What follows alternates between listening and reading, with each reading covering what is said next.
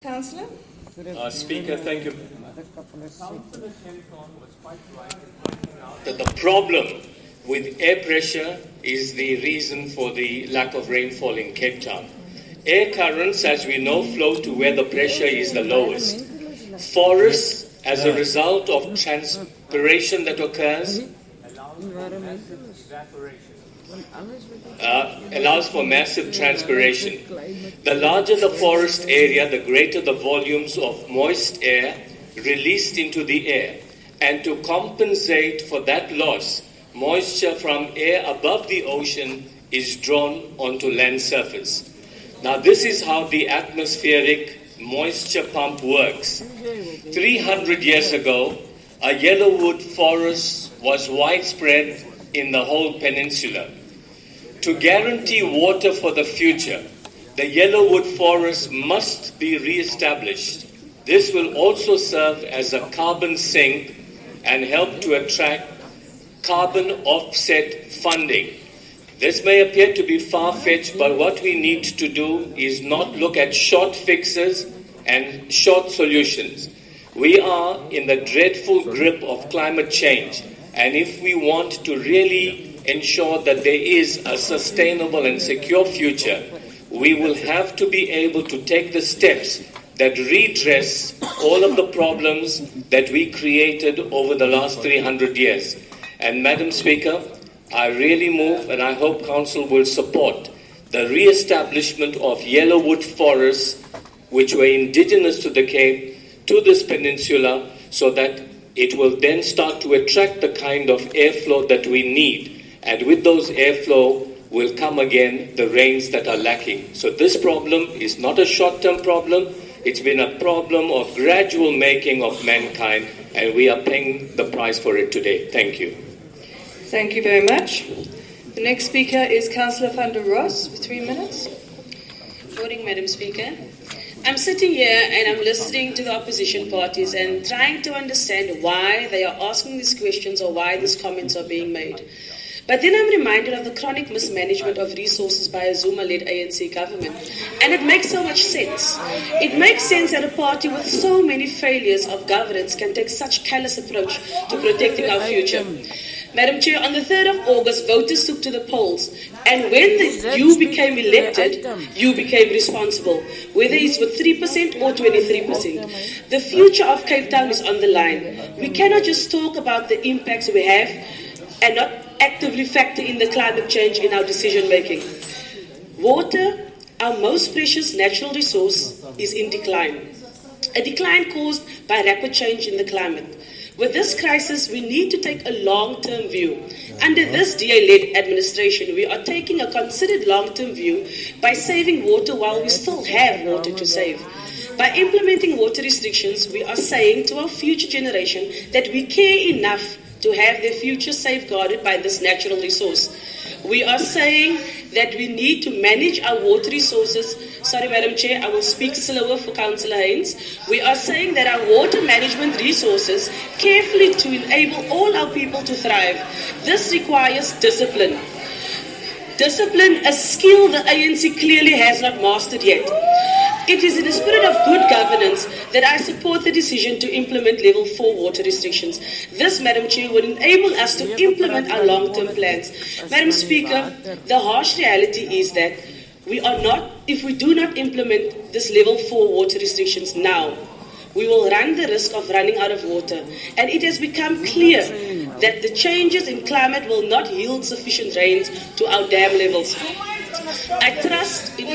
Order, allow the Councillor to continue. I trust that all in this Council will support this decision to save water now, to enable us to work together for a better tomorrow. In saying this, Madam Speaker, making progress possible together. I thank you. Thank you very much. The next Councillor to speak is Councillor F. Ahmed. Councillor. Thank you, Honourable Speaker. It is once again with great sadness that we have to address this topic. Speaker, in my maiden speech not too long ago, regarding the Reclaim Camisa project, I was informed by Your Highness, Councillor Limburg, it is a myth. I so thank you because you are moving that way right now. Speaker, amongst my party members, went to do more investigations and found a dam in Hermanus with 3 boreholes, pumping plus minus 1 million liters per pump per day in the dam. Can't we have boreholes at our other dams? Makes you think, Madam Speaker. A few years ago, the signs were on the wall when our dams stood on 70%, where we normally had 90% at the same time in previous years. Did we take heed? No. We were more worried, how can we beat the ANC? Speaker, we cry month after month, ads after ads, media, etc., to preserve water. But alas, we did nothing about creating ways and means to generate water until now. Speaker, if we had listened to Al-Zamar and stopped worrying how we can defeat ANC, we would have had a water resilience task team long ago.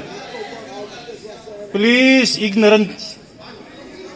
We would have pumped our resources in what's priority and what's urgent. Speaker, we worry about junk status and forget we are moving to scarcity instead of a flourishing city. I so thank you. Thank you, Councillor. The next speaker is Councillor G. Hendricks. Councillor. Madam Speaker, the Leader of the Opposition stated there are basic things we can do. This applies to communities and constituencies as well. Councillor Ross, we will support your call to save water. Our constituency makes use of water for religious reasons, and we've already supported our imams to get Muslims to reduce water usage when they do their ablutions before prayer. We will continue to do so. The city can count on Muslims to make dua for rain and reduce their usage. Madam Speaker, my wife watches me like a hawk, and so I believe many women do. When I shower, she puts a bucket in the shower. I know some of the councillors, their wives won't watch them. She puts a bucket in the shower to catch the first drops of cold water, which we then use to istinja in the toilet. 2 minutes is enough for a shower, she reminds me. The mayor got to her. If there is no water, Muslims can perform tayammum instead of water. Tayammum makes use of dust and mud. In the early days of the Cape, when there was a water crisis, the imams and congregation uses mud packs and rough walls to perform the ablutions for the 5 prayers. In spite of what other political parties say, the Creator will listen to our prayers, and we ask the Mayor to continue joining religious leaders when they pray for rain. The Section 80 committee the Mayor has set up is a legacy she can be proud of, and Al-Jamar supports this. We ask all councillors to fast 1 day with us during Ramadan and then pray for rain. This is a silver bullet for rain. The city manager's urgent matter, which he calls a major shock, yesterday is noted, and he and the city can count on the support of Al-Jamar for this item before you, Acting Speaker. During Ramadan, not a drop of water passes our lips from dawn to sunset. Everyone must do their bit. Thank you, Councillor. But I can assure you that I'm not going to be watching you while you're showering. The last speaker, You are not my wife. the last speaker in this debate is Councillor Lindberg. Councillor.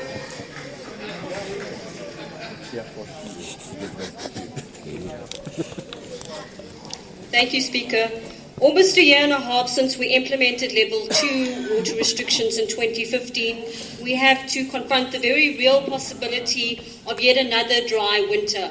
We have reached the most critical stage of this drought crisis, yet consumption remains high. As such, we have not only to continue but to intensify our calls for everyone living in Cape Town to lower their water consumption further. For Level 4 water restrictions, we are requesting a blanket ban on all outdoor use of potable water and urging residents to double down on their reduction of indoor water consumption. This means using a small amount of water only for drinking, washing and cleaning and cooking.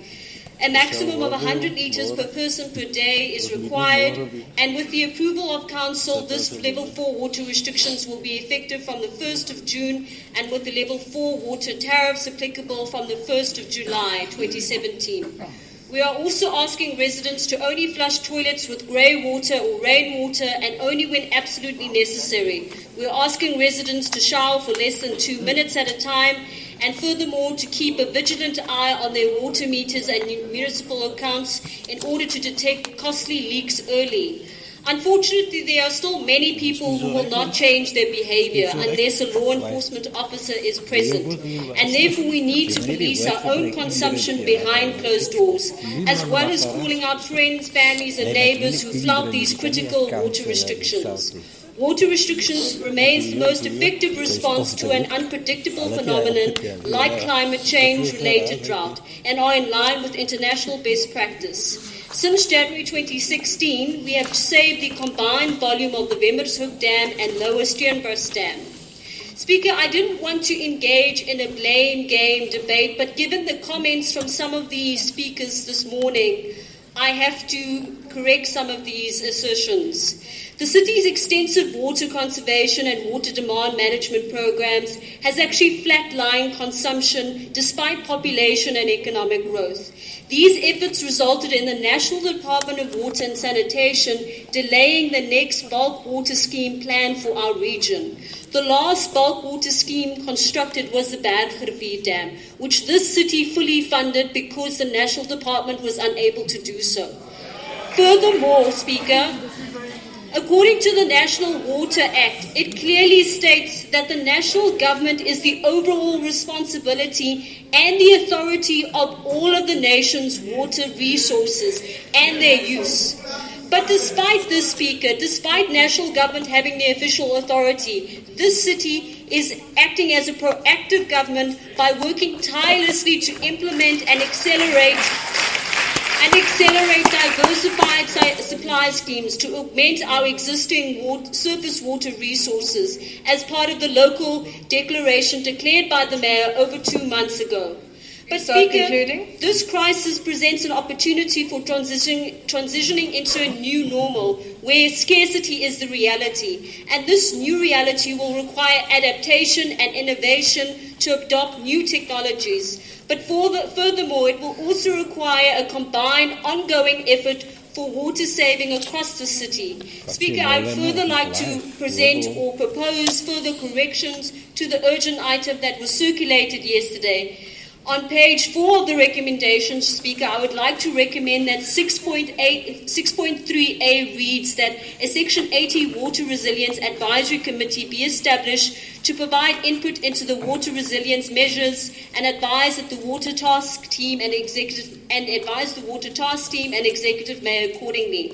6.3, Speaker, to be corrected to read that the Executive Mayor appoints the members of the committee, which members are to include experts in various fields as well as communities and the general public, and Council ratify the membership at its next meeting. Recommendation 6.4, Speaker, is recommended only to Council for noting purposes. I thank you. Thank you very much. Councillors, do you all agree with the recommendations on page... Sorry. Yes, Madam Councillor. Chair, a point of clarity in terms of Rule 32.1.1 to Councillor Limbeck. You made an assertion that national government is responsible for water resource. Are you suggesting that the reason why you did not implement the recommendations that were made by the the internal audit of the City of Cape Town from 2013 is because you felt that it was not your responsibility to have the maintenance policy? Is it what you are suggesting? Madam Mayor? Councillor Limburg? I think that the National Water Act is quite clear in defining the roles and responsibilities in respect to the provision of bulk water.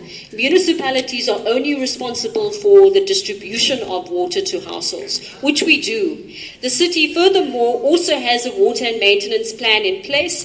Therefore, we've been able to provide quality water to all of our residents. We've been able to maintain our infrastructure to ensure that we have an average water loss of below 15%.